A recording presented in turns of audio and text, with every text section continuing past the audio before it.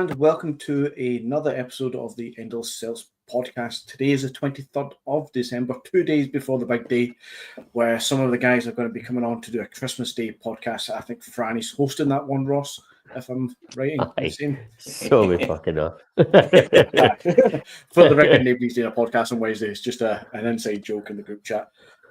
Just want to say hello to Ross. I don't often get you on a Monday night, so welcome to the Monday Night Club. Today is a day where we do not try and hit 3 hours. We try and keep that to about a third of a Friday night. And Jed, Ross, both of you, welcome to the Monday Night Club. Guys in the chat, I'll bring up your comments as we go through, but bear with us. As always, multitasking is not the forte. But tonight's show is going to be a kind of quick run over the game on Sunday or yesterday, which I think most of us probably agree will be quite a quick one because not much happened. And then we'll run into just an overview of the season, kind of a little bit of winging it to say, a little bit kind of tangents going left, going right. We'll see how it comes up, and we'll just discuss how things are going in the world of Celtic just now. But it being kind of Christmassy time, end of the year, we'll keep it kind of light-hearted and nothing too serious. So before we get into the key stats of the game, other than the big 0-0, I'll go with Ross first. If you want to just give us a rundown, how did you feel about the game yesterday? What was your impressions? Well, initially, first of all, can I just say, I've not got a blind. It's not arrived yet. I don't sit in a goldfish bowl. I have got blinds in my house. But anyway, going on to the game, listen, it was a bit... I feel like the game summed up how Celtic have been playing sort of since the last international break, where it's not been as free-flowing as it was in the early part of the season. But they've still been picking up the results for the most part. There's been a couple of European draws, obviously, in the middle of that, but domestically we've still been picking up the wins. First half, I thought that everything was too slow, and I don't think it was even down to like a few of the guys, like say some of our defence, like Alistair Johnston, Carter Vickers. I don't even think it was down to the fact that they weren't playing, because I think even when they've been playing, it has been that kind of wee bit slower. Teams have been telegraphing what we've been trying to do, but I felt the guys that came in did quite well. The first half, I was reasonably happy. I thought we made a couple of decent opportunities. Hatate had a really good chance. Luke McCown had 2 shots on goal, which were, I would probably say, more half chances. He was under a wee bit of pressure. He obviously just got them slightly off target, but half time I was sitting there thinking, well, we're doing all right in the game. We're completely controlling it. And I just felt that if we kept probing and kept doing what we were doing, then the spaces would open up. And I think in the second half they did. We probably didn't make as much chances as we'd like, but we made chances that you could have won the game with. You would ordinarily expect us to take those chances, but for whatever reason we didn't on Sunday, and so it transpired that we drew 0-0 because of that. But I thought the overall performance was still decent. They could have moved the ball a bit quicker, but I wasn't too hung up on a 0-0 draw, considering our position in the league and the fact that we controlled the entire game. I would be more annoyed if we drew 0-0 or drew a game or dropped points or lost a game if we were performing like, say, we performed at Easter Road last year, where we came away with, I can't remember, either scored the 2 penalties. I can't remember if we came away with a 2-1 win or it was a 2-2 draw.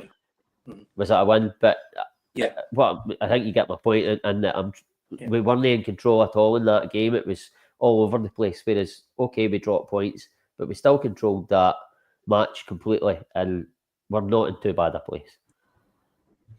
So it's probably something I'll touch on a wee bit myself, just a view that I've got of the last few games. Let's call it December time.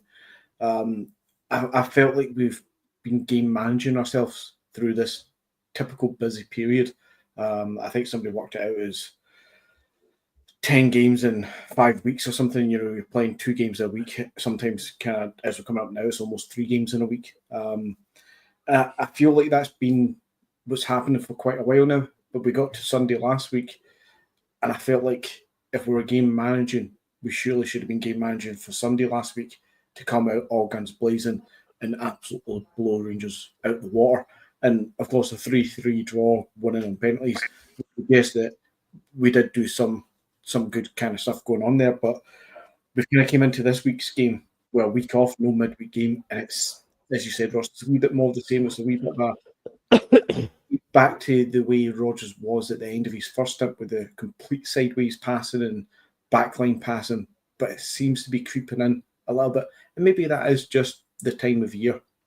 Celtic are probably quite famous for it nowadays amongst the Celtic support, that this kind of December period, we usually do just see games out or see games through a little bit mundane, lethargic, a little bit for use of probably quite poor words, to be honest.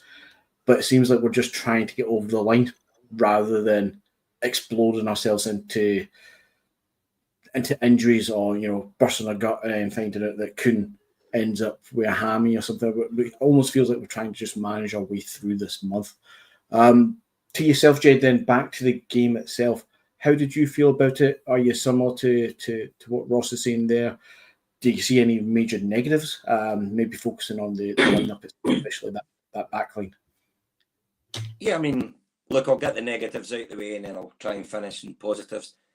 Well, yesterday before the game kicked off, I think we were saying in the chat, when we seen the back four, we thought, oh God, we're going to concede goals today. But we didn't look as though we were going to concede goals. And I still felt, even in start 11, there was enough in the midfield in the front three to win the game. We just didn't move the ball quick enough. We just didn't. I mean, there was a lot of players were below par again. Our captain, Maeda, I thought was poor. Yang, to me, I think Yang is more suited coming on as a sub rather than a starter. But we still had a few wee chances. The one Kyogo missed, that was probably the clear-cut one. But listen, see, at the end of the day, we didn't get beat. And if you look this time last year, the same weekend, we got beat 2-0 off Hearts, and we were behind Rangers in the league. So let's turn it round into a positive. We have been beaten twice this calendar year. Once in the league against Hearts, and one in Europe against Borussia Dortmund. So we've only lost 2 games in a calendar year. And also as well, if you had to say to all of us at the start of the season, every single Celtic fan, by Christmas Day, you're going to be 9 points in the lead. You're going to only be beaten once in Europe. And you've got a cup, the League Cup in the bag. You were a bit in your hand off for that. So let's try not be too negative about it. We are still 9 points in front. And the good thing, personally, I think it couldn't have happened at a better time. That wee thing yesterday, the last few weeks, we haven't been playing great. I think what Rodgers will be saying to the board is, look, we need players in January. I think that has shown our squad isn't as strong as what we thought it was. So I'm hoping that we're going to have a few players in January. Now, will they be on loan with a chance to buy? I don't know, but I think we will see new players coming in, and we'll also see players going out, because let's be honest, I know I said I wasn't going to be negative. I don't think Palmer I thought was terrible yesterday. I mean, just nothing's going right with the poor guy. When he started okay. Aye. The first couple of minutes, and then it just, and the fans are on his back, and when I'm at the game myself, I try not to get in any of the players' backs. But it was frustrating the life out of me yesterday. But so was a lot of other players, so I'm not just going to blame him. So, but see, listen, we didn't get beat. That's the main thing. Aye. No, I was just going to. Sorry, Anthony, I was just going to come off the back of what Jed was saying there. I think he said that yesterday. Was it yesterday? Aye. Yesterday. I know. See, because I finished up on Friday, my days are all mixed up. Rub it in. But I don't think. I think you said there that yesterday showed that obviously our squad isn't as strong as what we think. I think I said I don't think that Sunday showed that. I think the guys that came in done okay, but I think that we've been playing like that anyway, regardless. the guys coming. I think we've been playing slow, a bit more slow and a bit more laborious, and it's not been as free flowing as what it had been earlier in the season. That said, I still definitely agree that we do need, if we can do it in January, we do need a few more bodies in, i.e., on the wings, certainly on the wings. In and out with that would be a bonus, but I think we need to look at the wings. Maybe depending on what happens with Vi, what happens with Greg Taylor, you might need to look at that left back berth. But I think the guys that came in did okay. I think Stephen Welsh done all right. He didn't have a lot of defending to do, but I think certainly in the second half, he seemed to pick out a few good passes, and he was looking for that forward diagonal ball quite often. Didn't always come off, but a few times he did do it. I thought McCowan, I thought he got taken off, and he would have been the last player in the team I'd have taken off. I thought he was the best player for us in that first half. I don't think he deserved to be taken off. If anybody should have been taken off, it was Hatate, but probably Rodgers is looking at what Hatate conjured up in the game at Pataudry and was hoping for another one of their moments. Didn't they obviously hurt him? But I thought he was unlucky to be taken off. Scales obviously comes back in again. He done really well. Who else came into the team? Ralston, again, obviously he's no Alistair Johnston, and I think certainly if he came into the Celtic team in a European game or even a game against Rangers, he obviously came on in the cup final, if I remember right. But I think in games like yesterday, I think Ralston's absolutely fine. But would I like to see better quality brought in to challenge Alistair Johnston? Absolutely. In an ideal world. Can we do that? Will we do it? It's another question. That definitely is another question there, Ross. And before we get into that question, which is something we'll probably quite heavily touch on in a short little time, I'll just run through. I'm sure the guys in the chat have probably heard these stats often enough in the last 24 hours, but maybe it'll shed a wee bit of light on why guys like Stephen Welsh had a reasonably okay game yesterday. Stats wise, 77% to 23% possession in our favour, of course. 17 attempts by us, 2 attempts by Dundee United. You could probably see where I'm going to go with that one, with the back line. 1 yellow card, 2 yellow cards to Dundee United, 9 corners to us, 3 corners to them. I think our pass rate was in the 90%, 690 odd passes, quite a high amount of passes to be fair, which again might dictate how much of the ball we had and maybe a little bit of what we kind of touched on earlier. Not too badly, but a lot of kind of moving the ball around the midfield and the back line without having too much pressure put on us, which leads me into what's going to be my opinion on the game itself. I don't think anybody gets a failure yesterday. I think most people come out with a pass mark without overly exerting themselves, and it's probably the politest way I can say it. Ross, I think you said it probably a lot better, and Jed, you definitely said it quite well. If you could say, Christmas Day, 9 points clear, having only ever been beaten by Dortmund in the entire league, in the entire season so far, we'd all bet your hands off for it. So I'll take a 0-0 draw away to Dundee United once every so often, because you can't win them all. It's almost impossible. So, you suck it up, and as the guys in the chat, I think it was I can't remember who it was. Somebody mentioned about it as well. The conditions weren't great either for both teams. 9 points, exactly. And against Aberdeen as well, Jed. That was you could see the wind in Aberdeen was playing a part. I think you could see that yesterday. You guys both mentioned the Tati chances. You had a couple of chances, and one of them you could just see it rising and rising and rising over the bar, which is unlike an Tati shot. But I think everybody could see that was the wind catching that more than anything else, and we're fighting against that no matter what direction you were shooting, because the wind was that bad either way. Both teams had to deal with it, but stats-wise, they only had 2 attempts. We had 17, so you probably notice it a lot worse from our side. But, most people get pass marks from me. I think Hatai had a decent game. I think the back line all played fairly well. As Ross was saying, Stephen Welsh's balls, and even Liam Scales stepping out, they played absolutely fine. And I think there's places in the squad for all 4 of the players in that back line. But I think all of us can probably agree.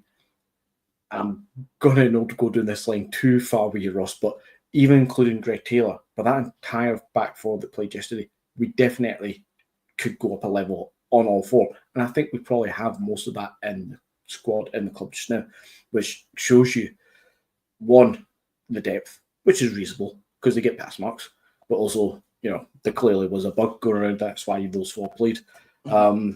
To touch a bit more, Ross, and your one with the right back situation, I'm absolutely fine with Anthony Ralston. And I know that might shock a few of you because normally I'd be the one to try and champion the bit to sign some sort of Argentinian, Brazilian wonder kid just to pump in there. But see, when you've got somebody like Alistair Johnston, I'm okay with a hard workhorse guy who plays with his heart on his sleeve, and then Anthony Ralston, because he's going to come in and play maybe a dozen games for us, and he'll do that absolutely fine. If I played Anthony Ralston against Dundee United and we get a positive result, that's given Alistair Johnston the rest, I'm okay with that. And to focus a wee bit on the left side, we need to fix the Greg Taylor situation, be that his own contract or whatever's going on there at left back, and get a similar dynamic in the left back, whoever that may be, because we severely lack in the quality of an Alistair Johnston, but also then lack in the depth and on a permanent basis. Guys, we've touched on the game briefly. We're 17 minutes into you guys have done well to mention a few of the chances and opportunities. You've touched on the Palmer and the Yang. I can't disagree with anything on those two. And I think they're the two negatives from my perspective of the game. But all they've done is confirm what we probably all already knew. Ross, as you said, Yang's probably better as an impact. Jed, as you said as well with Palmer, he's just not at the races for Celtic. And I think we all know that. So did we really expect much else from them yesterday, and did they let us down? When you consider, probably not. But from there, I'm going to just ask you openly from the two of you before we move on to a more generic kind of podcast.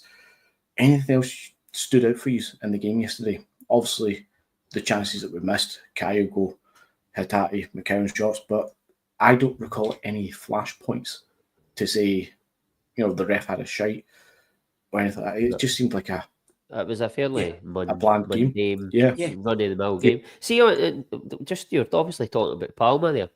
And obviously, Jed had touched on it, and I agree, he was really poor. I think he did come on, and Jed agreed that he did come on and start quite well, and he was looking quite busy, and he was looking like he was wanting to do it, like work hard, and then it sort of faded. But the thing that I noticed the most on his performance was and listen, we all know he's predominantly right-footed, but the absolute refusal to use that left foot and go down the outside, it baffles me. He had opportunities, 2 or 3 occasions, to go down the outside and whip a ball across goal with his left foot, and he refused to do it. I don't know what you guys think about this.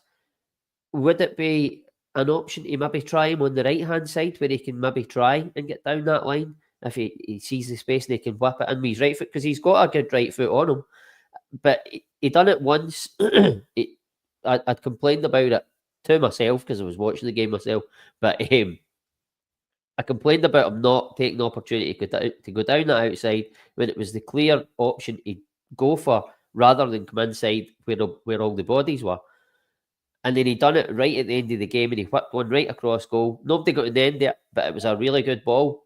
I just wish I could see him doing that more often, because it benefits Celtic more. Kyogo makes the near post runs and stuff like that. When he comes inside and runs into the bodies, the odd occasion he'll maybe get a good ball in. It happened last season at Fir Park. Get a good ball in, but for the most part, it doesn't work, and he just runs into traffic, loses the ball, and then we have to start again. That is my biggest bugbear and frustration with Palmer, is his refusal. And I know it's not as strong as he's right, but just try it. He tried it at the end of the game, and it actually worked. I think he's not got the pace to go by, but if he could just get half a yard to get the ball in, that's all he needs.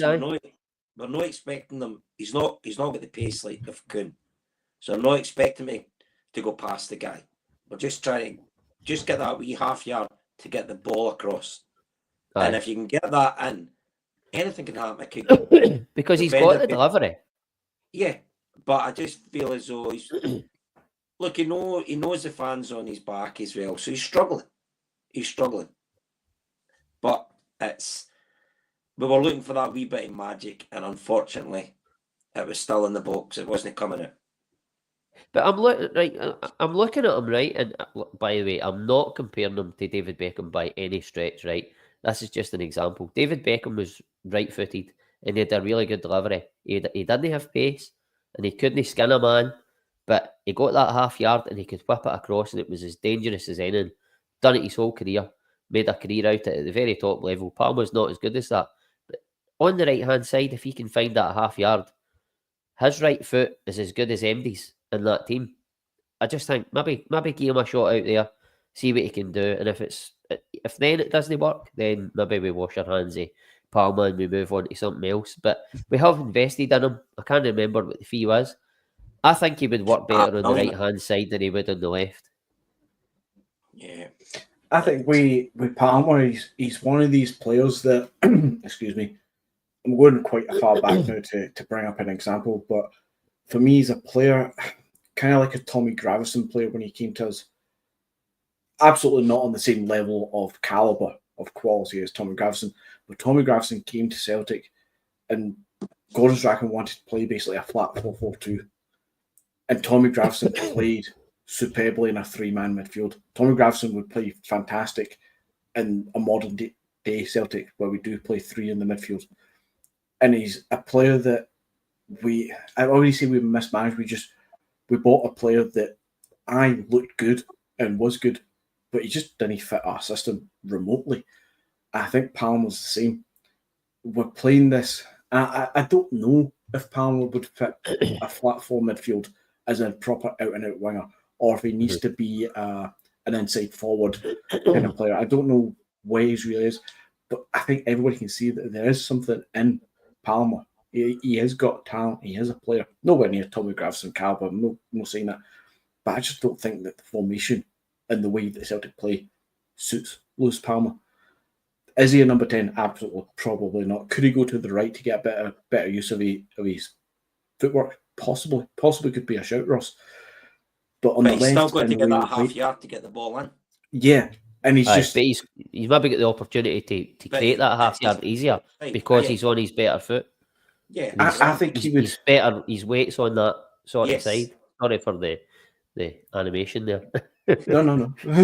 I kind of almost feel like actually see the way that Greg Taylor, we get the best out of Greg Taylor by allowing him to be the inverted fullback that he done so well under Ange, and Brendan quickly last season figured he needs to keep him doing that, and that helps support our midfielder. I'm not going to ask him to change what Greg Taylor does because it works for us, but I feel like Palmer might actually benefit with a proper old-fashioned overlap. And I'll mention the name because it's on everybody's lips for the last week or so now. Will be in a week's time. But see, like a proper Kieran Tierney overlapping with Palmer down the left flank, that might actually work a lot better for Palmer, where he can, that blind pass down the outside for Tierney, or they can basically play it off each other. And he can take that half step onto his right foot to whip the ball in. I think that might suit Palmer rather than the ask Palmer to play like Maeda thing that we're trying to do just now, because nobody can play like Maeda. I've been critical of Maeda plenty of times on this podcast, but we can all admit that nobody can play like Maeda and do what Maeda does. Play like Maeda yesterday. Us. No. Maeda didn't play. I understand. Even he has to change his battery so often. Yeah. Sorry, Anthony. No, on you go. I was sort of agreeing with you and saying that what you're saying, it would allow us to mix it up, and that if we do get Tierney, for talking's sake, Maeda absolutely still the first choice, but it allows us to then use Palmer more often. And if he is going to come inside on that left hand side, as you say, you've got Kieran Tierney supplementing that and overlapping him, and then if he's running into traffic, he's got that option outside him again. Whereas now, when he's playing, he doesn't have that option when he comes inside, and more often than not, he does come inside. So I think that's a fair point. Palmer won't be there. Would it actually work? Probably not. So they are, Jed, but we're just trying to hinky ways where he might be useful. Right. Exactly. But I do agree with Jed. There's a few players at the club I think at times long up. I was going to touch on this a wee bit down the line. I was trying in my head to keep some sort of linear fashion to this, but we'll just dive in and out as we see it. I think Lewis Palmer, along with guys like Nawrocki, possibly Yang to a degree, Holm, I know that he's injured, but he's so far out of the picture. These are players that I think we can. Bernabei's due back sometime now. These are all players I think we can just all agree are on the way out to Celtic, and it's just, for a lot of them, it's just biding the time, rightly or wrongly. It's biding the time or getting in the shop window. Before we go down that route, I want to bring it back more to a recap so far. And Ross, I know you mentioned that obviously you guys have done this just a couple of weeks ago and probably a bit more depth. But overall, we'll go with Jed first. We're roughly at the halfway point. We're 16 games in. It's a 38-game season, so we're not far off the halfway point. It's Christmas and all that. How do you see the season so far, Jed? Overall, who's been your highlights, who's a negative, and that kind of shit? I mean, there has been quite a few highlights. And I thought when we played Aberdeen in the semi-final, the League Cup, I thought we were outstanding. And obviously the Red Bull Leipzig game. So they were definite highlights for me. And then a couple of highlights as well is the last two European away games have not conceded a goal. I know that sounds stupid, but that's a highlight. We've only been beaten once in Europe this year. Fair enough, it was a doing, but I just feel at times we have been a little bit inconsistent, but there has been a lot of highlights as well. We're up until yesterday, we were averaging 3 goals in the league, and we have put on some decent performances. Ingles, when he first came in, his first few games, we were all like, "Oh my God!" That we now know why we paid £11 million. That boy is a player, and he's fell away a wee bit. But I think for me, the two highlights, player-wise, is definitely Casper Schmeichel. It's been an upgrade on Joe Hart, and I know Trusty gets taken off in the semi-final, the final, but I thought Trusty's been a good signing as well for us. So that's been my highlight. I'm going to ask you this question, push you on that a little bit, and maybe you're just trying not to go with the obvious ones, but both of them bigger. Well, are both of them your highlights over Nicholas Kuhn? Well, I think because everybody's mentioned Kuhn, I was going more down the two players, because they have been unsung heroes. If you, like I say, when you look at the European game when we played Club Bruges, I think it was Club Bruges, when we conceded the goal, it wasn't Callum McGregor got the players together. It was Casper Schmeichel hogged all the players together. And at the game, when I seen that, I thought, wow, that guy's class. That boy knows he's got a job to do. That was captain material for me. So it was. I've never seen Callum McGregor. You see him doing it individually to players, but not bringing them all in and having a talk to them. So to me, that's how Kuhn has been. Of course, he's been the player of the season so far. But I was trying to think, don't go down that lane because everybody's saying it. That's why I was saying Schmeichel and Trusty. No, I'm actually quite glad you did, because it saves me having to.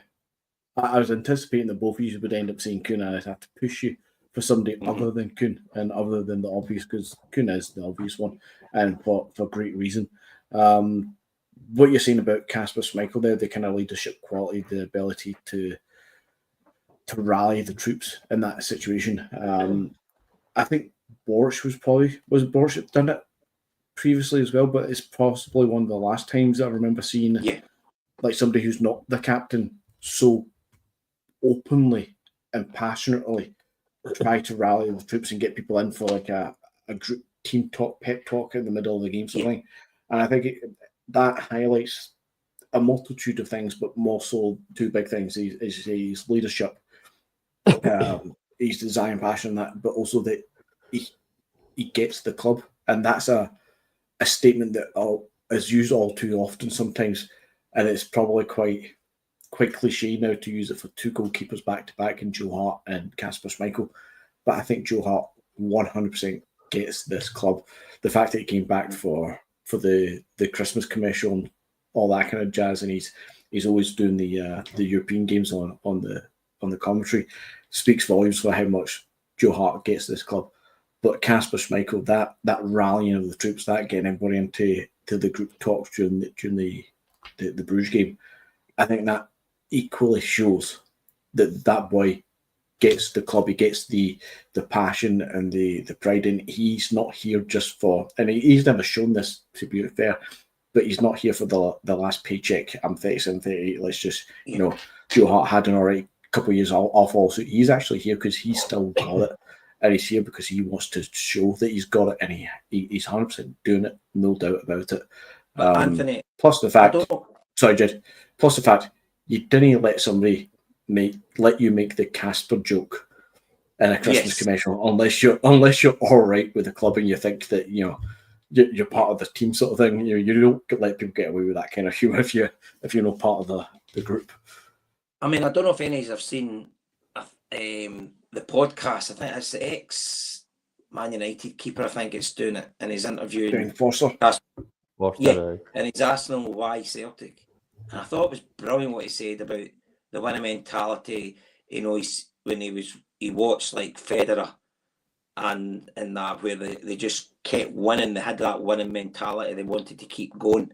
And that's what he felt with Celtic. He says it's just you're expected to win all the time, and the standards are so high.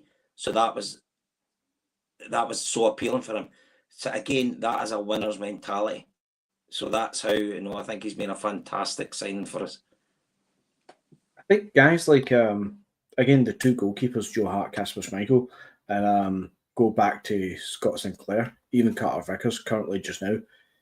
I think these guys, because in Scotland we've obviously, I don't want to use the word complex, but obviously we look south and we kind of somewhat look for approval, or rather hope not to be belittled by the media down south and players down south.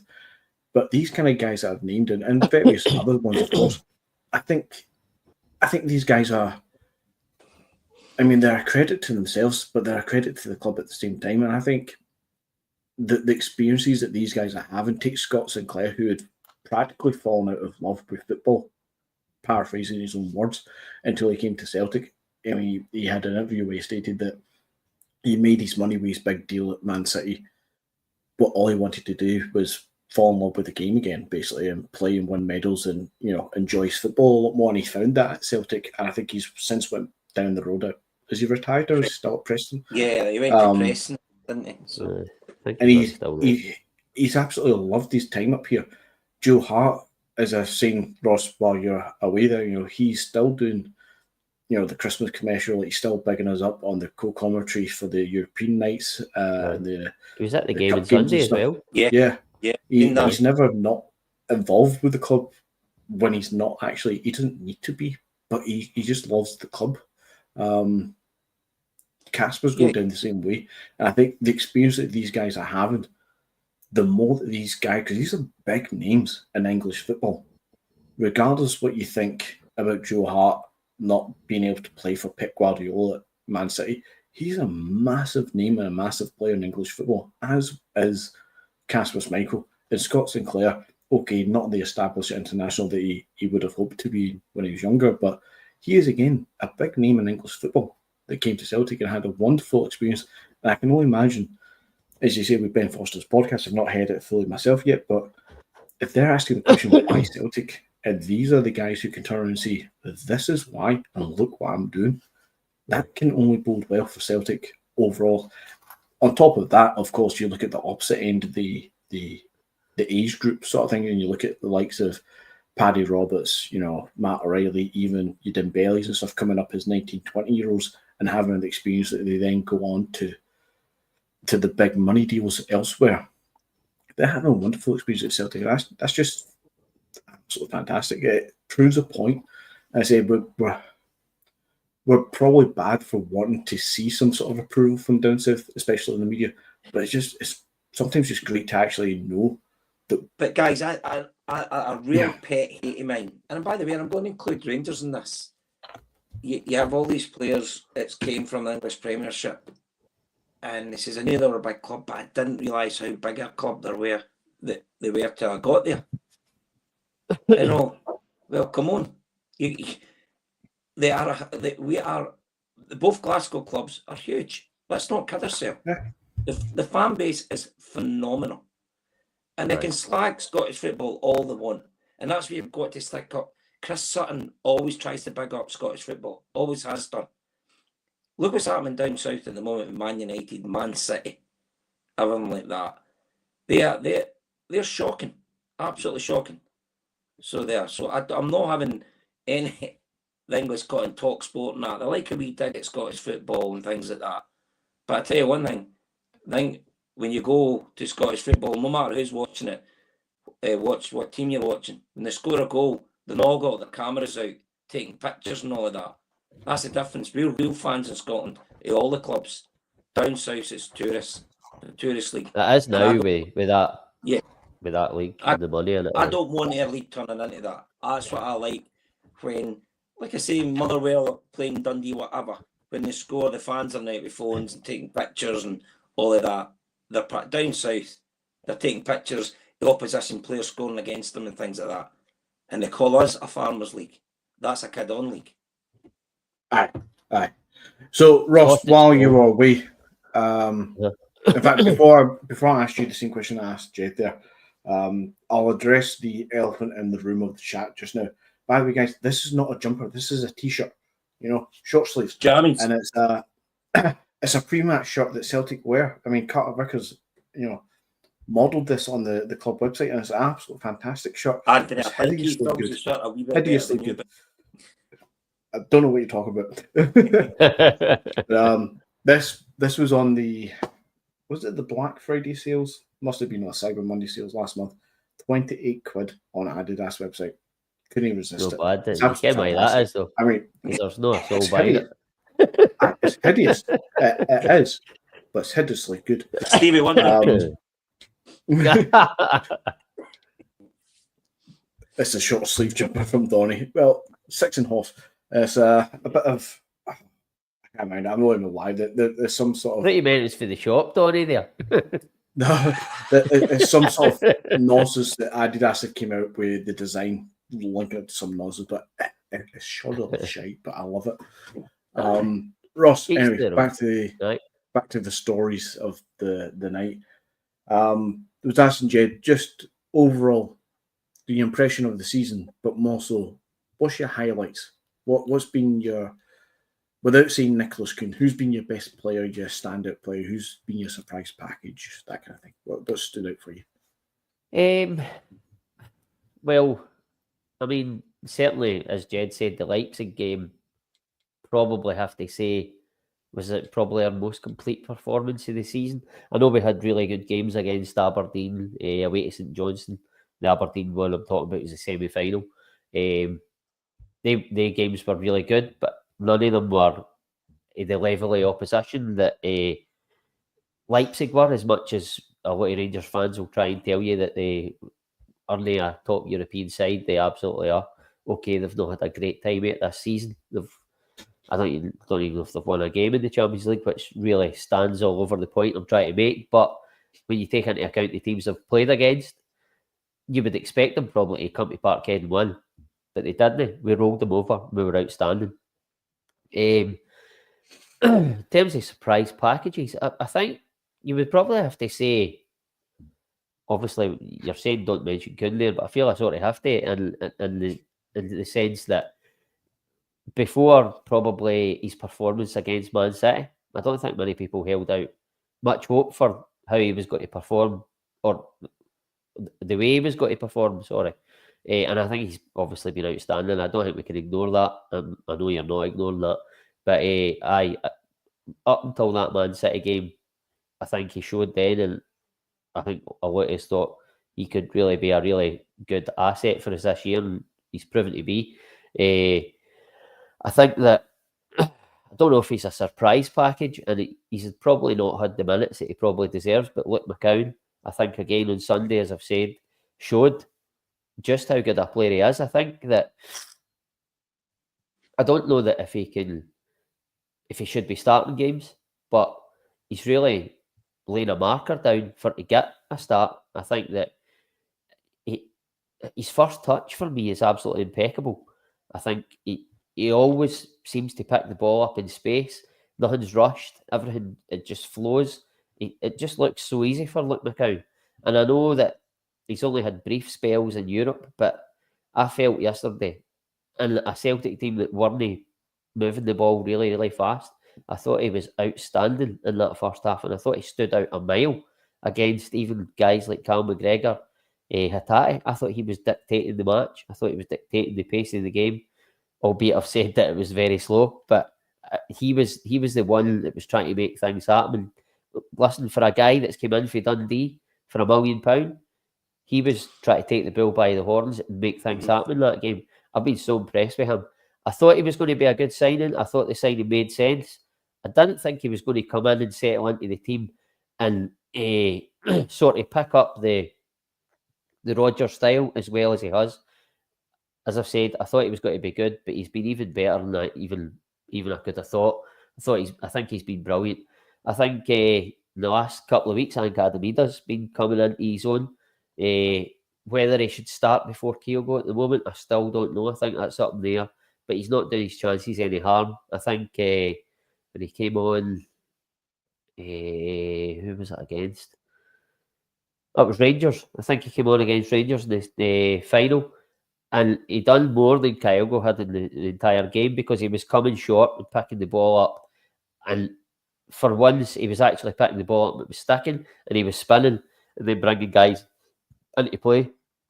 But I sort of highlights, obviously, is the games I've sort of touched on there are St Johnstone, Aberdeen, Leipzig, and then obviously the final, albeit it wasn't probably how we all wanted to win it, the performance, but winning it in that penalty kick and it was just fantastic. But obviously, I've touched on Casper Schmeichel as well.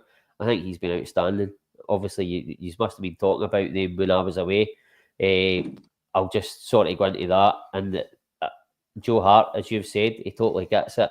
You've heard him talking, being asked about Celtic, and if, like, obviously players that he knows that are sort of big names in the game, would he tell people to come to Celtic Park? And I think his answer was brilliant, and that he said, I don't need to tell anybody to come here.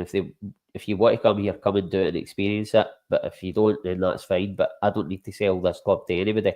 That just speaks volumes of what he thinks about Celtic to me. Yeah. I think he just, as everybody says, and some people hate when you say it, but he does get it. He gets Celtic. It's brilliant to see. And the fact that he was there on Sunday and the way he talks us up in Europe is absolutely brilliant. And listen, I defended Joe Hart. I seen his deficiencies and he wasn't too good with the ball at his feet, and it didn't always work. But bringing Casper Schmeichel in, I think that because of that, we look an even better team, because I think I've said this season previously that it used to be that, by the way, really sorry, but my nose is really blocked. I've got problems with it. But anyway, I'm really struggling at times here. I just feel like I can hear it make noises. I hope it's not coming across on the bloody microphone there. But anyway, Casper Schmeichel has come in, and I said last season that when Carter Vickers was out the team, it really affected us early in the early part of last season, and the fact that he was always the base where we built out for, and we didn't have that, and it really affected our build-up play. And I think that at times Carter Vickers is still that, even CCV, even Trusty and Scales. But now I think that Casper Schmeichel is that base, and what a base he is, because he's similar to his dad, and he sees, as soon as he picks up that ball, he sees the distribution, he sees the ball that he needs to play, whether it be a rollout short or a long one or a wee chip over the top. He just sees it, he's got an eye for it, and he builds his... I've got polyps. But anyway, he just sees that pass early, and it allows us to build attacks really quick when we want to. but also he just sees the right pass, and coupled with the fact that he is a really good shot stopper, I think he commands his box. I think we have got an upgrade there, and as you said, Anthony, I think that when I just came back on, I think that he isn't just here for one season and a payday. I think it was a 1 year contract we gave with the possibility of a second. I think he could do another one even on top of that. I think we could have him for 3 good years. I think he's got a lot to offer. Everybody talks about he is maybe carrying a wee bit extra weight, and I think he probably is, I have to admit. But does it affect his game? Not at all for me. I think he's been a fantastic sign, and as good as Kuhn has been, I think you would probably, in my opinion, you would probably have to say that Casper Schmeichel has been the best signing, albeit Kuhn wasn't signed in the summer, of course, but he's been the best signing of the summer, I would have to say. And what an addition he's been. He really, as I've said, he really helps us.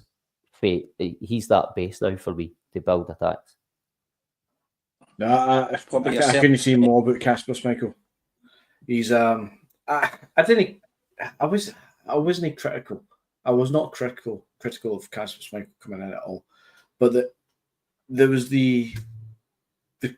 there's folk who were quick after the mark when Casper first came in to say that's an upgrade on Joe Hart. And I think it was too early before you put the gloves on to make that call. And I didn't mean that in a bad way. I just think that's giving Joe Hart a bit more credit than I think he was getting afforded in the summertime for some reason. But see now, 100%, Casper Schmeichel is an upgrade on Joe Hart, and that is no slight on Joe Hart. But you can see the difference in how they play. Both of them are leaders at the back, but Casper just has. There's just something else about him. Ross, you probably explained it a lot better, so I'll not delve into it and try and overshadow and. I probably did, to be fair. But he's been a phenomenal signing, and I've seen the calls on social media and online, and people in group chats and whatnot of, get Casper to sign another deal and all the rest of it. You're 100% right. He signed 1 year deal with an option of a second year, and I think that's the best thing we could have offered as an initial contract to Casper, because you got to remember he's 37 when he signed for us. He'll be 38 by the time the end of the season if he's not already. I can't remember when he turns 38. I think he's 38 just now. I think he might be, yeah. Joe Hart hung up his gloves for the reason of he knew he knew he still had it, but he knew he was getting to the end. So Joe Hart didn't want to get halfway through this season and suddenly realise, crap, I've suddenly lost it. Because when you lose it sometimes. I think Joe Hart did the right thing. And I think we should be a bit careful with Casper just for that reason. I'm not saying anything negative about Casper. He's been absolutely phenomenal, and he is. And I very much think he will be here next season regardless. But I wouldn't be quick to throw another contract in front of them to extend it for a third year. I think let's just play Casper a year at a time. See how he feels, and see how he is every time before we get tied down. I mean, I dare say he's not on a massive contract. I think the story was Joe Hart was on about 15K when he came in.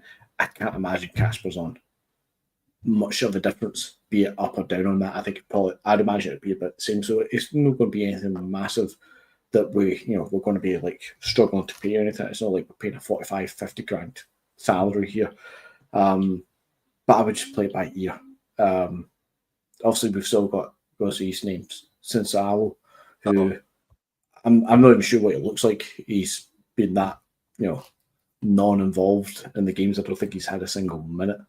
I'm surprised at that. I thought early, like in the league games, the League Cup games, we would have seen him, but he's stuck with Schmeichel. So he has. I get the feeling he might have been injured for one of the early rounds. I think we've just stuck with Casper there on out. I think I don't like that changing your goal for the cup games.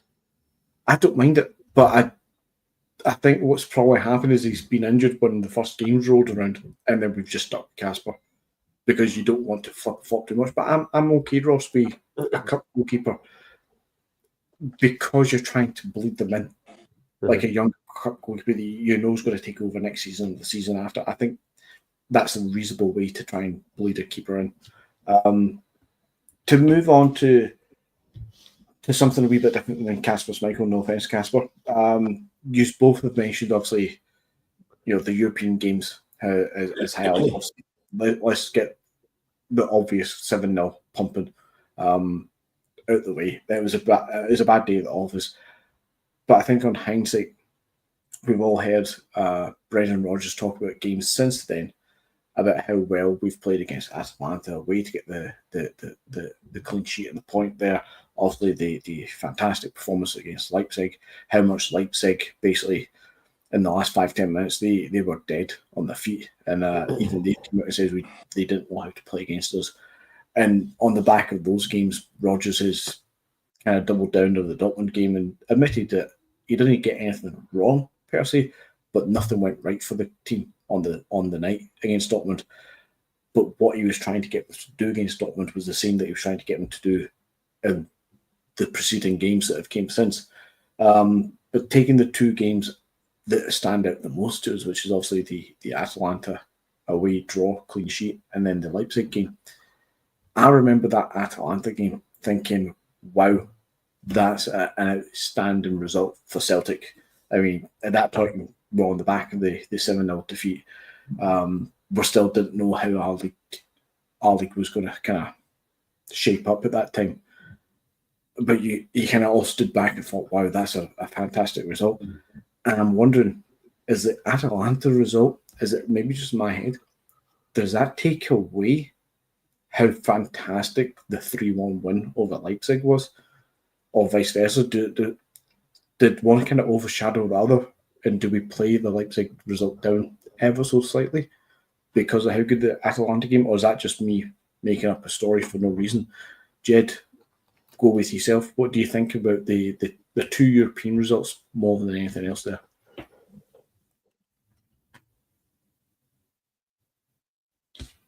I think we have a muted Jed. I think he's on mute, aye.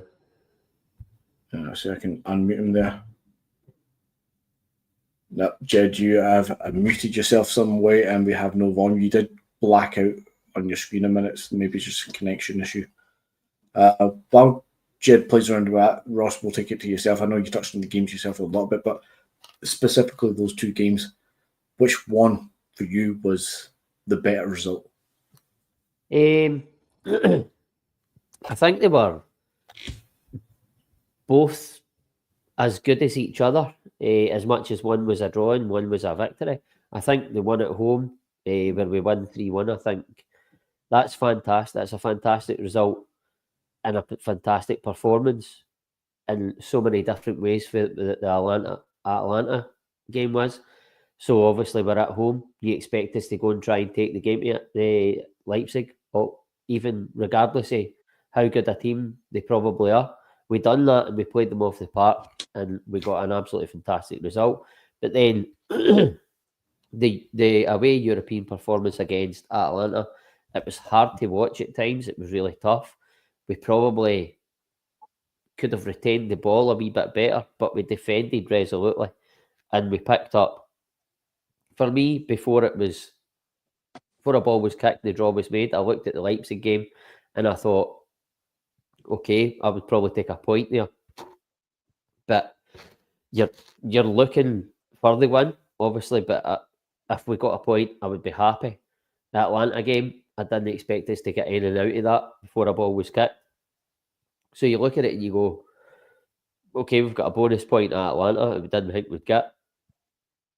And we've got two bonus, in my opinion anyway, we've got 2 bonus points against Leipzig that we weren't sure if we'd get. So I think they were equally as good results, different performances, and they were equally as good results for really different reasons. But just 2 really good European performances, one home, one away. How they were on paper, it's the type of European performance, perfect, really. In many ways, obviously, I've touched upon the Atlanta one where we could have retained the ball better, but apart from that, I think it was a perfect away performance. When you look at it, and Arsenal have went there and played in a similar fashion, although they probably retained the ball better and they probably created a bit more chances than us. They still came away with a 0-0 draw in the end, and they're flying high and expected to go to the latter stages of that tournament. So it was a fantastic result that I didn't think for a second we could ever get over there, because when you look at what they've done since and probably before, they're quite a free scoring team, but they couldn't break us down that night. And all credit to Celtic. The Leipzig game for me is probably, I mean, we've picked up results against Barcelona, AC Milan, Juventus, teams like that. For me, that was the most complete European performance. At home, certainly, was the most complete performance. And it got to the point, like you touched on, Anthony, where with 10 minutes to go, it wasn't like we were nicking the game late on with the pressure build. We had played a team off the park so much that they'd run out of ideas and they didn't know what to do against us. And we saw the game out comfortable in the end. That's unheard of for Celtic in Europe. As Celtic 88, I need to just ask. There's two people wearing spectacles, and Ross is not one of them. So I'm not so sure what that comment is. Jed, we'll bring it back to yourself. Presumably we've got you audibly back with us.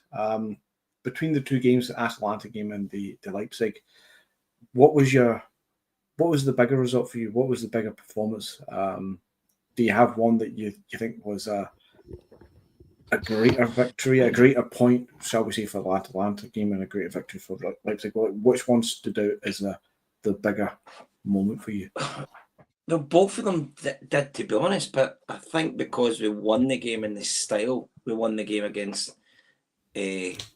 Leipzig was a joy, and to be at the game, I know they could not cope with us. That was probably one of the best performances I've seen in Europe in many a year, and you came back away from that thinking, oh my God, that was just phenomenal. But you can't take away the point we did get in Atalanta. As Ross said, that was a team who were Europa League champions. They were flying high in the Italian league at the time we were playing them, and to come away and not concede a goal was phenomenal. Again, before the game, we were all fearing, oh God, if we could just keep it down to a 2-1 or something like that. But to come away with a point, so it's in our own hands now to get to the knockout stage. In the next, we win our next game against Young Boys, we'll be fine. We'll be fine. Yeah, I think the win practically, if not officially, seals that we'll get through. I still think we're probably okay. We still need to win. I think we still need a point somewhere. I don't think a win is definitely necessary, but a win would also don't want to develop needing a point. If we don't beat Young Boys at home, we don't deserve to go through. That's the way I see it. Yeah, there's also that, because Young Boys are slap bang at the bottom of the table with 0 points and minus 19 goals, having only scored, I think, 3 goals. So if we don't beat Young Boys, that's be amazed if we short didn't. of a disaster. Aye. So 3 points takes us up to 12. You know, the top 8, the bottom of the top 8 is Lille on 13 points just now. So to get 12 points and put ourselves right up at the touching point of the top 8, I think that cements it completely. But I actually think, although we're sitting, we're 21st just now, Zagreb are 24th, they're the last people in the playoff, and they're only a point behind us. I still feel like a point gets us to 10 is more than enough. I think we might still sneak even without anything, but it'd be squeaky bum time. But you're looking at the guys who are out of the playoff points just now. PSG, 7 points. Stuttgart, 7 points. And then it drops down to Donetsk on 4 points. So Donetsk, 4 points, 2 games to go. We're on 9. They'd have to literally, you're asking for at least PSG and Stuttgart to win both their last games, if not Donetsk to also win the last games. I don't think these teams are suddenly going to win their 2 last games. and us not get that 1 point. If you see what I mean, I think it would take some turnaround everywhere for us not to get through. You just don't want to rely on other results, though. You just go and do it yourself. Exactly. Beat Young Boys, and it's done. Yeah. Quickly going to look at, just while we're here, I'm going to quickly just look at PSG's run of games. They've got Man City, and then actually they finish on Stuttgart. The way Man City are going. But they've also got Stuttgart in the final game. So Stuttgart and PSG, they both can't get 4 points. Or they both, can't get 6 points. So it would take a weird combination for us not to get through, I think, to the playoff. But obviously, an extra point, if not 3 points, just eases us through it. Moving forward a wee bit, let's look at January. Again, I'll run quickly through my kind of thinking, my point here, and I'll quickly run through the team as I see it, and I'll leave it up to you guys to tell me that I'm shouting wrong or where you would change the team coming into January with the transfer windows, and even thinking a wee bit further ahead to the summer window per se. I think we're all happy with the goalkeeper situation. So we've got Casper Schmeichel in goals, we Salo, and obviously Scott Bain down the line somewhere. Right back, you're looking at Johnston and then Anthony Ralston. Your centre back pair, I think we can all agree, is going to be Trusty, Carter Vickers, and then you're looking at Scales and then Welsh. I think we can all agree that Roski is out the door. Left back is an open thing for next season, but obviously just now it stands as Taylor and Valle, playing to see who can get the starting berth long term, but both of them, as it stands, aren't here next season. Midfield three, you're looking at McGregor, Hatate, and I would say Bernardo is the third choice there. But your backup is Engels, McCowan, and there's an opportunity for somebody as a sixth choice midfielder, like that second option. Right wing, you're looking at James Forrest and Nicholas Kuhn. Left wing, you're looking at Maeda and Palma. And then up front, you're looking at, obviously, Ida and Kyogo. If we take that as the basis of kind of like the starting 11, the backup 11, whatever you want to merge a 22, 25-man team squad out of there, where do you, Jed, will go with you first, where do you see our weakest point in that team as a squad, not just the starting on, but as a squad? And what would you like to see a priority that we look to address come January and then further afield? So maybe 2 or 3 positions. Where would you like to see a strengthen? Well, there's a few positions. I mean, believe it or not, guys, we've actually got 9 games in January. So we have.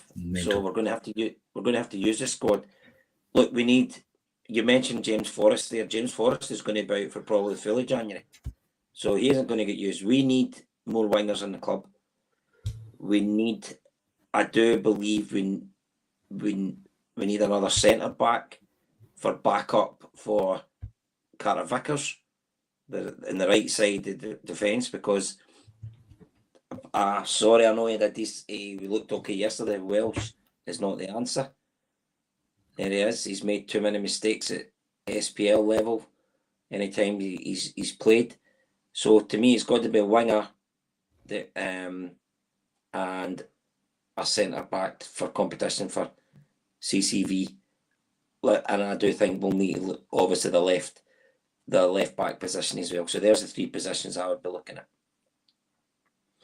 I would probably quite agree with that quite happily, Jed, to be fair. I think we definitely sort out the Stephen Welsh conundrum and try not to fixate on the quota of Scottish talent needs to be there. I get that he ticks a box to some degree, but I feel like we need an upgrade, so maybe we should tick that box somewhere else in the squad rather than Stephen Welsh, because the drop-off from Carter Vickers and Trusty and Scales, I'll include Scales in that trio just now, but the drop-off to Welsh is quite dramatic.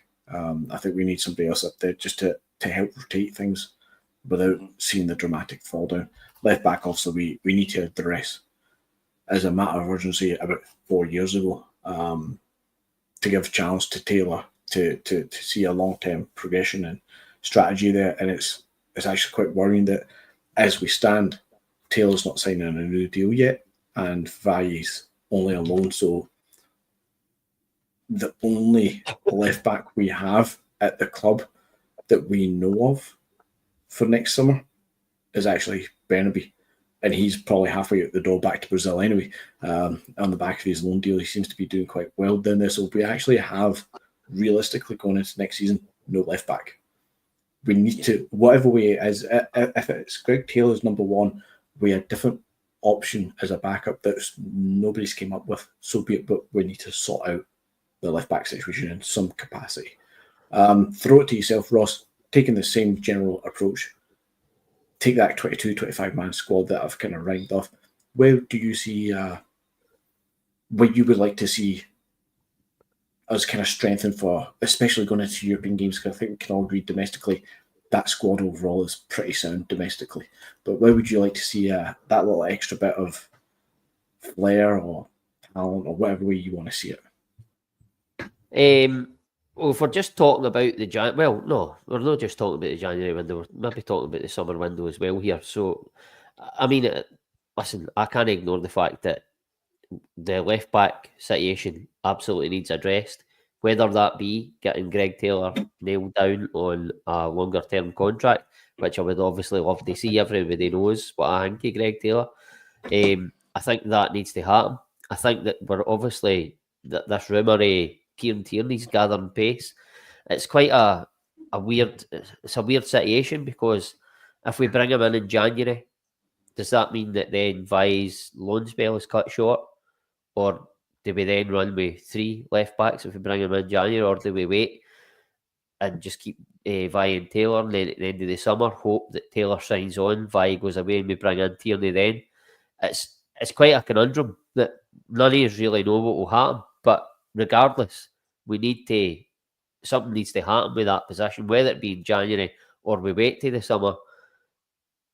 I think we probably could just wait till the summer if it's going to be Kieran Tierney and the club already know that there's guarantees that he's coming, and then that we hope that Greg Taylor signs on.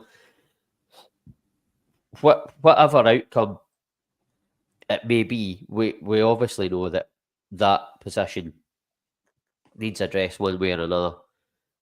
Time will tell on that. I think Jed makes a fair point on the challenge for CCV. I think that it wouldn't even be so much a challenge, because I think CCV's got that nailed down. I don't think there's anybody that we could sign that's going to take his spot, which makes me think, could we get another guy in that's going to come in and just know that he's going to be the understudy, if you like? Because if that's the case, then we're not going to get a guy that's good enough to challenge CCV. I think it's going to be a guy that's quite happy to be on the bench. I don't know, but certainly I think, as I've said, Welsh did okay on Sunday, and I think for me he has done okay in the past, but this season any time he's come in, certainly, and even I think it was last season he had, I can't remember if it was last season, was it the Falkirk game he had the absolute howler last season, where he totally misjudged the bounce of the ball?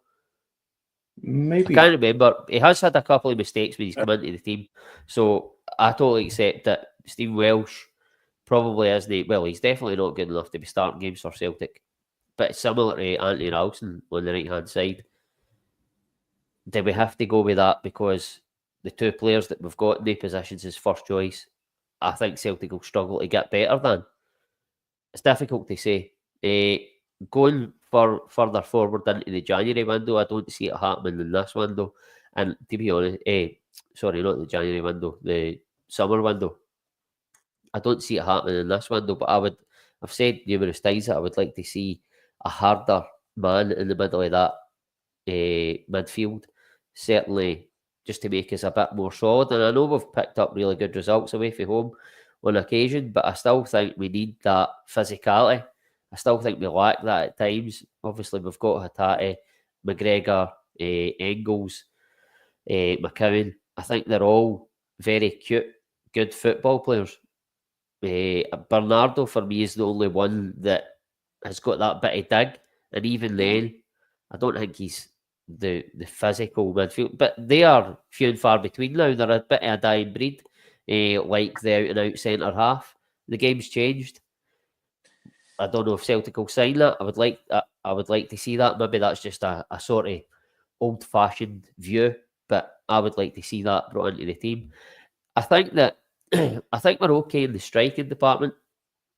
There's talk is it Johnny Kenny? I think he's doing quite Coming well back. for Sligo. Yeah. Sligo. Aye. He's as loan. Aye, so he's due to come back. So I think that I don't think we need to look at a striker in January anyway. I think him coming back, I think that he could come in at times and probably do a job domestically. I'm not saying Europe, but he has scored goals in Europe for Sligo. He's done okay. I think he's maybe one of the top scorers in either the Conference or the Europa at the moment. Is it the Conference? So he's done okay, and he has done it at a European stage. Obviously, it's a couple of levels down for the one we're operating under now, but I think definitely that the winger position, obviously with James Forrest being out for the next 5 or 6 weeks, I think that on that left-hand side that he had sort of made that understudy Maeda his own on that left-hand side. And then Kuhn was obviously the first choice, but Yang's coming in. I think Yang's done all right, and I think I don't know what it is. I just really I like some of the stuff that Yang does. He's not got any end product, but I think he gets me off my seat. He tries to make things happen, and it doesn't happen for him. I don't know if he's going to be good enough to be a Celtic player, but he does excite me at times. So he looks to be the one that's the understudy to Kuhn on the right. But with James Forrest being out, Palmer coming in, we've spoken about him at length on this podcast, and other point, I think every Celtic fan has spoken about Palmer at length at this point. But we've sort of made cases earlier in the podcast about maybe could we try him here, there, whatever. But I think when it comes to it overall, that we probably could be doing with an upgrade. James Forrest is not going to be around forever. But again, would that be business that we'd do in January, or would it be something we'd like to be doing in the summer? It's difficult to say. There is obviously positions all over, well, not all over, but quite a lot of areas where you would like to see upgrades. Whether it be in January, be in the summer, I don't know. I feel like I'm sort of waffling a bit now, but there is positions that need filled, but there's a lot of variables as to why we maybe won't do it, or we won't do it in January, but we'll maybe do it in the summer. Obviously, I've touched on the reasons why, but I think that Celtic will do some business in January, and I trust them to know where they need to address first. I think that the recent business that they've done, certainly last summer and then last January, I think that Celtic are well aware of the positions that need addressed and need addressed first, and that they obviously brought Ida in last January. They knew they needed another striker. They brought Kuhn in. They needed another winger. It didn't quite work out straight away. But then in the summer, they brought the other goalie in. Obviously, that their hand was forced because Hart retired. But we obviously got Ida in a permanent. We brought Bernardo in, and then obviously we lost Matt Riley, brought Engels in. I think that Celtic are well aware of what they need. Brendan Rodgers is well aware of what we need. And I'm confident that, listen, I know people laugh, but for me, it is more difficult to get the big business done in January. It can happen. Absolutely, it can happen. And I'm not saying they won't do it, but it is more difficult to do for different reasons. And that if we want to sign a really quality player that's going to enhance our team, then we're taking it away from a team who wants to maybe keep that quality player to achieve what they want to achieve in the second half of the season. Most teams are more likely to let players like that go in the summer because they've got more time to bring somebody else in and rebuild the squad or whatever. I think that's the reason why it's more difficult. I'm not saying it's impossible, but that is the main reason why it's more difficult to get the real quality that you want to enhance your team. Certainly for a team like Celtic, it's different really big clubs. Man City, well, not a big club, but teams with money, Man City, but Real Madrid, teams like that. But listen, as I've said, I think Celtic will be well aware of what they need to do. I think there'll be lots of conversations going on with Greg Taylor, with Valle, whether it be Kieran Tierney. I think that is the probably the main position that needs addressed. And I think, as I've said, there'll be conversations going on in the background that we are no privy to. But Celtic will be well aware that maybe Greg Taylor isn't going to sign this. But Brendan Rodgers, I think he said in his last press conference, he still wants Greg Taylor to sign on. Hopefully he does. And I think the ideal situation would be, and it's no slight on Valle, I think the ideal situation would be if we could get Kieran Tierney in and then get Greg Taylor to sign a new contract. I think it would be great because as much Kieran Tierney is obviously, we all know his injury woes. I think that being able to dovetail him and Greg Taylor and not ask as much of Kieran Tierney as what we did in his first spell with us in his early career, because it doesn't matter what Andy says, Celtic they've probably been a big part of why Kieran Tierney really struggles with injuries now, because at a really young age, because he was such a good player, we asked a lot of Kieran Tierney and we asked a lot of his body. I think that being able to have, what was that comment there? I'll touch it in a minute. All right.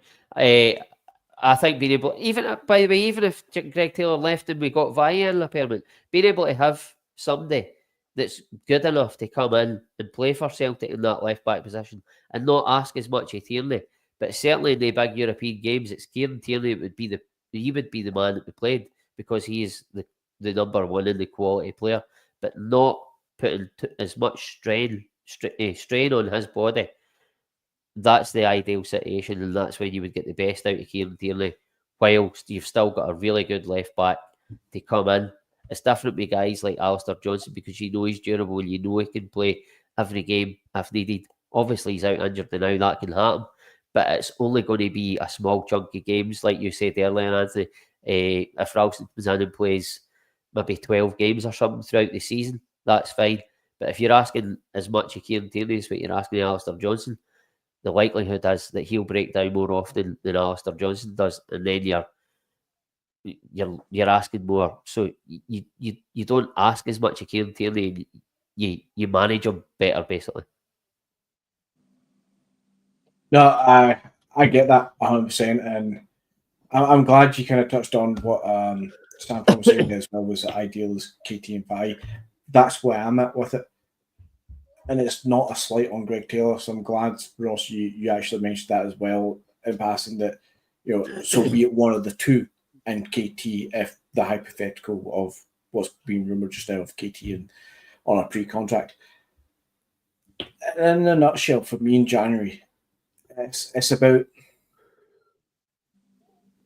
tightening up the squad, I think, a little bit, and maybe just a little bit pre-planning for the summer. So when it comes to especially the left back, and we'll address the KT thing, if it's KT on a pre-contract to come in the summer, we don't get him in January at all. I'm okay with that if we can then confirm either Taylor or Valle. And I would go with Valle because I think, well, this is actually a credit to Taylor. See, when we look at the right side, we've got Johnston, who's going to play the majority of the games, and then the drop down is Ralston, who I'm happy to play a dozen games a season, is absolutely fine. Taylor sits well above Ralston, but he's not quite at the Alistair Johnson level. So I think what Taylor may end up asking and demanding, be it from his wage and playing time, is probably more than we should be giving him if we do bring in Kieran Tierney. But somebody like Valle, if we were to sign him on a permanent or even a second loan season, I think that's a better backup in the way of expected and accepted kind of position. I don't think Greg Taylor, I don't want to speak for him sort of thing, but I don't think Greg Taylor would be happy to be a backup. To be practically the first team player that he's been for Celtic. Now, by all means, I do think we need better than Greg Taylor as a first team option. I think Greg Taylor's too good to be backup for us at the same time. But if he happened to be okay with that, I'm absolutely fine with that. I wouldn't regard him as a backup if that was the case, because I think that he would they're going to play. play so often. He would play Yeah. just as much as Kieran Tierney. On paper, looking at, because Kieran Tierney's obviously a better player, you would probably say on paper Taylor would be the backup, but that wouldn't be how I would sell it to Taylor. And as much as Taylor's no daft, I don't think he would take it like that, knowing that he was still going to play a lot of games. Aye. No, I think we were there. My other concern about the Taylor position, and I know a lot of fans will say it's not our money that's per se going out, so do we really care so long as we're not blowing a load on it? And I don't think Greg Taylor would demand 30, 35, 40,000 a week. I don't think he would demand that. But I think there's an argument to look at them. Yeah. You want more? I think... You know, seriously, I think £150,000 a week, guys. No, so I'm saying Greg Taylor. He's on that now. Greg Taylor. Sorry. I don't think Greg Taylor would demand 30 plus, but at the same time, I think he probably would be quite happy and quite within his right to demand 20, 25. And I think that's too much for Celtic to be paying for what would be a backup. As much as I fully agree, Ross, that he's going to be playing way more than what a regular normal backup would play. Because if you've got 60 odd games, 70 games a season, Greg Taylor's going to play 30. Kieran Tierney's going to play 35, 40. He's going to play practically 40, 45% of the games. But it's a lot of money for what theoretically is a backup. Whereas value on a loan deal or a permanent deal could actually be a better deal for the club. Especially when you then look at selling value. Value, if he was to be here permanently, wouldn't be here for more than a couple of seasons, because I don't imagine he's got ambitions to play for Celtic for a decade or so. Not saying that he wouldn't, but you'd expect he would want to move on. So there's a sell-on value to a value.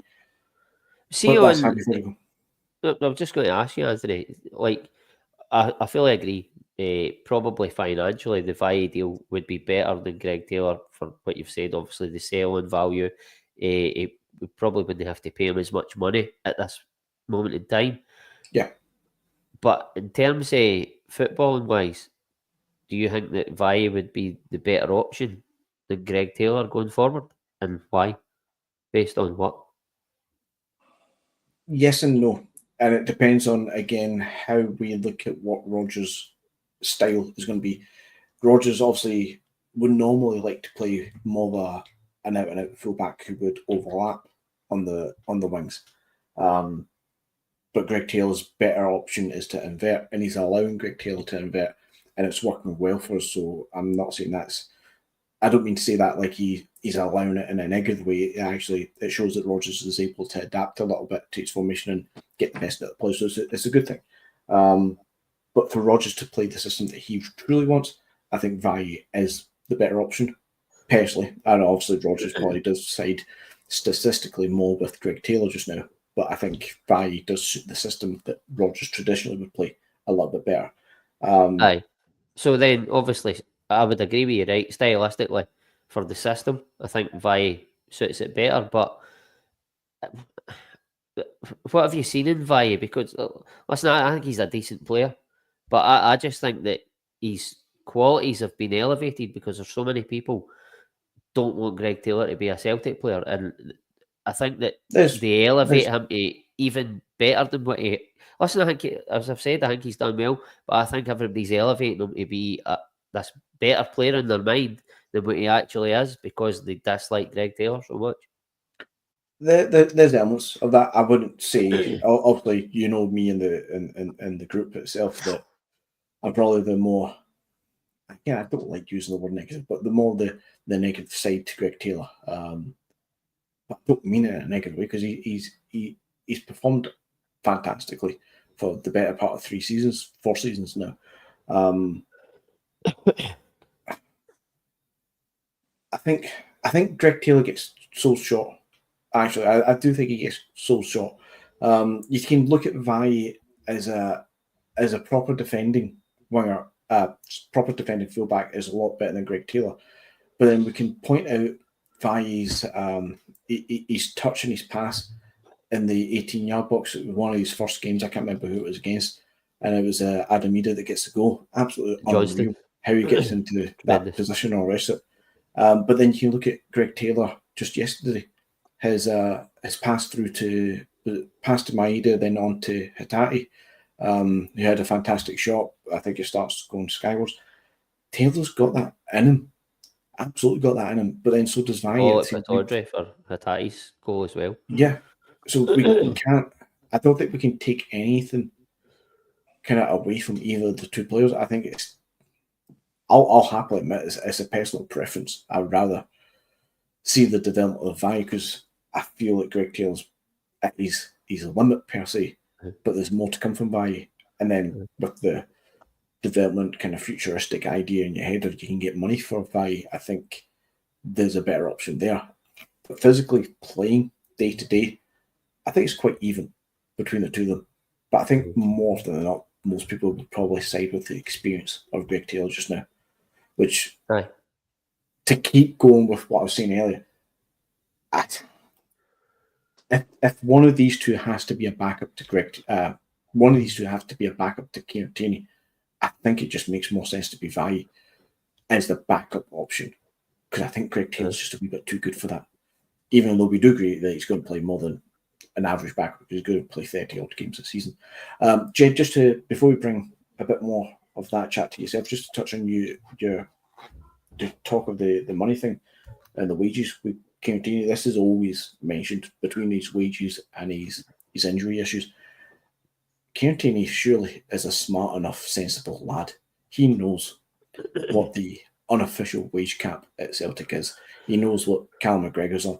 I think we all know what Kieran Tierney's roughly on, that £100,000 mark. I don't think he comes back to Celtic thinking he's going to get 60, 70 grand. I think he comes back to Celtic saying, look, you're going to make me your captain again. Well, vice captain, then captain after McGregor. Just put me on the 30, 35. Up there with Cal McGregor and just, I think we all just go, aye, and agree to it. I don't think he's daft to come down and start asking for 40, 45, 50. I don't think he would. I mean, guys, I love Kieran Tierney, but I think it's going to be a huge risk if we get him. I know part of me really wants to get him back, but I just think his injury, his history now with injuries, it's not going to go away, unfortunately. So I think I wouldn't be surprised if he came, but also wouldn't be surprised if he doesn't sign and we go for somebody else. I just think there's a lot of risks bringing Kieran Tierney back because if you look at the amount of games he's played in the last few years, it's not been loads. So there's obviously injuries there. And if this was another player who hadn't played for the club, who supported the club, would we really want him? We probably wouldn't. We'd always saying he's too injury prone. Yeah, I think there's a point there. Huge risk because the guy, listen, from a young age coming through, and not Ronnie Dyler gave him his debut. He's been fantastic for us, and then he got that life-changing move, financial wise, going down to Arsenal, and then the injuries.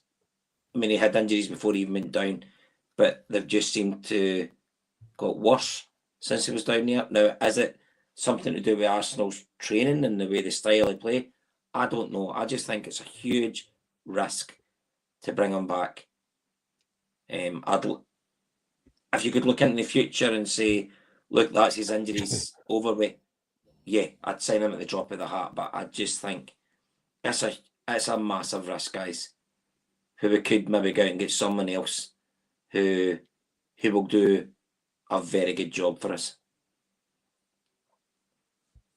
So I need to bring your Moz comment up here just before we move away from the Kieran. KT's only played 10 times a season for the last 4 seasons. Dude, he played 27 games in 22-23. He played 22-27. I know he's not played much, but he's played a hell of a lot more than 10 games a season of each of the last 4. He's way more than that. I don't think Jed it's an Arsenal thing. I think it's a KT thing because he got injured at Sociedad as well, mind. He was on fire for a period. Then he got he's got a hip problem. Well. So it is. Yeah, it seems it's not always the same injury, but I think his hip situation probably exasperates and brings on other injuries because it's usually something else that's probably somewhat related or worked on. By the way, I don't disagree with you, and I don't think any of us are daft enough to ignore his injuries.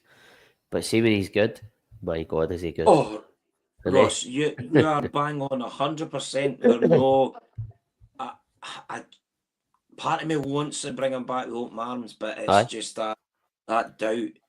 Listen, see if he comes back. Totally take that point. I'll be happy, but it's a huge risk. But any signing is a risk. But I just don't want. I wouldn't want him coming back and getting injured, and then the fans all turning on him and stuff like that. I wouldn't want that to happen. No. So, John Hartson failed the medical at Ibrox and he came to Parkhead and he was an absolute sensation. So to bring it back away from the KT thing and just to rehash on that left back, see, for me, see if we turned around in January, the best thing we could do is just to kind of clarify positions, cement a few things, and kind of future plan a little bit. So if we turn around in January and say, look, Greg Taylor signed a new deal, he's on 25k, and we've sold Burnaby for 8 million, rumoured, and we're going to use that money. We've signed Value, who's coming in on a 4-year deal in the summertime. I'd be absolutely over the moon with Greg Taylor and Alex Value to go into the next year. I think it would be absolutely solid and fine. And I think there's an element that we need to do similar in a couple of other positions. The centre-back, third, fourth choice.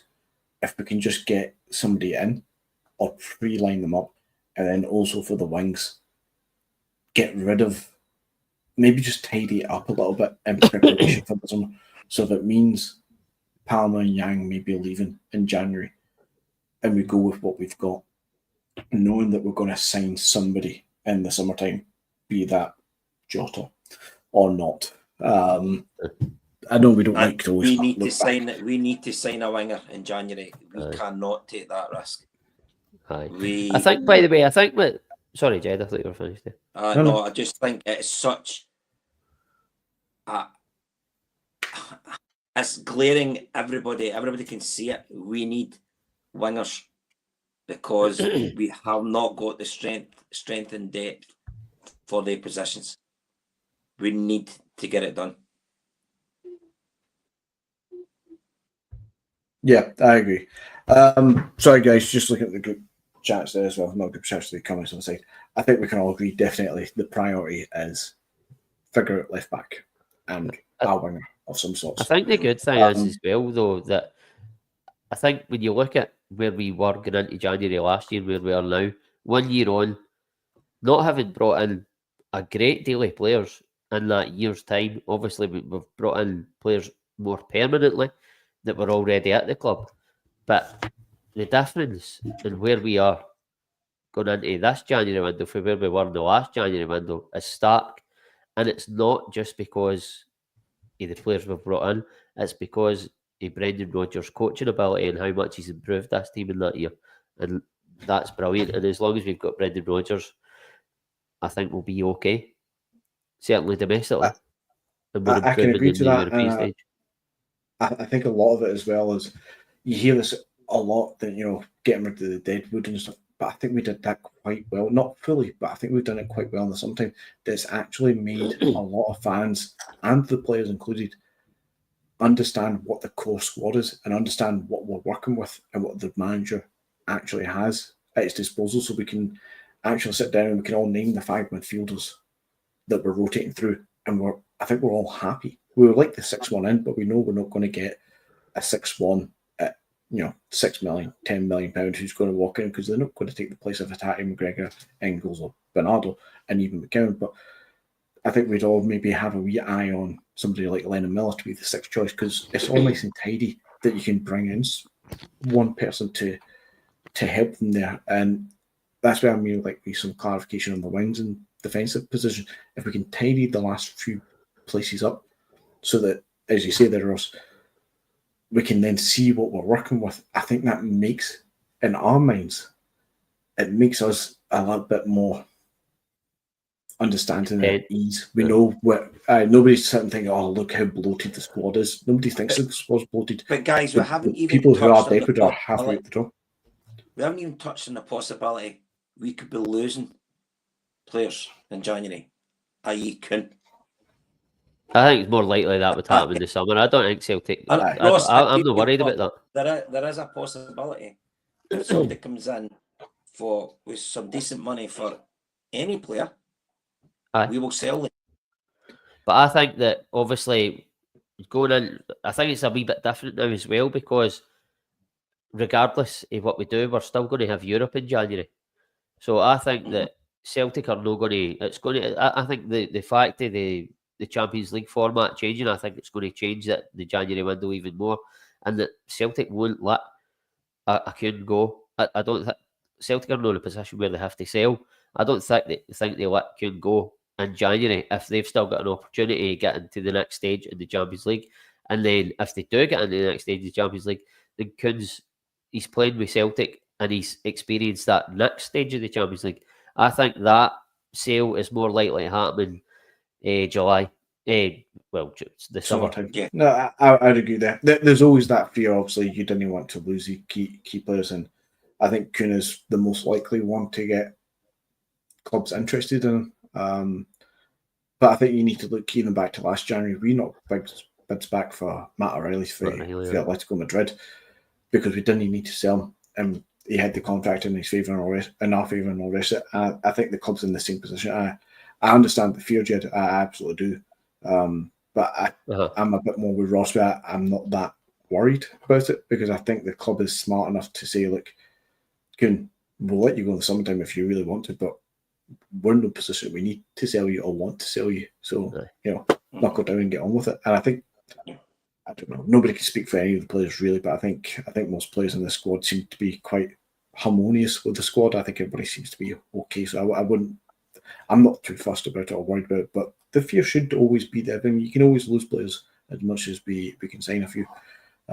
Just so long as going forward from summer there, going forward, so long as any player that we do lose, we adequately replace them. And one of the last points I'll make before I start to tidy this up, when I say that, let's look at Matt O'Reilly and then Engels. Engels is not Matt O'Reilly. He doesn't even play the same style of football as Matt O'Reilly, to be fair. But bring in quality of Engels. Yes, he's rough around the edges and he needs a bit of time. But he's 100% a better prospect than going kind of further down the pecking order sort of thing. Like, he's not a development player who's not played any games. He's played a whole season for Augsburg before he came to us. So he's ready to play the minutes that he's playing, if not more. I think that's where going forward, if we do lose a Kuhn, we shouldn't be going out to buy another Yang.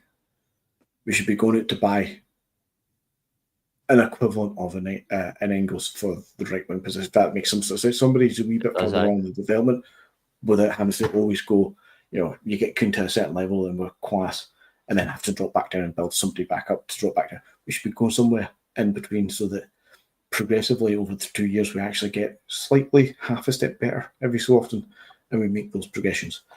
From there though, guys, it's well over the hour and a half mark, which is a long time for a Monday night podcast. Jed, I'm very much aware you need your bed for your work tomorrow. You're the only one of us working still at the Christmas period. So guys, thank you very much for coming on.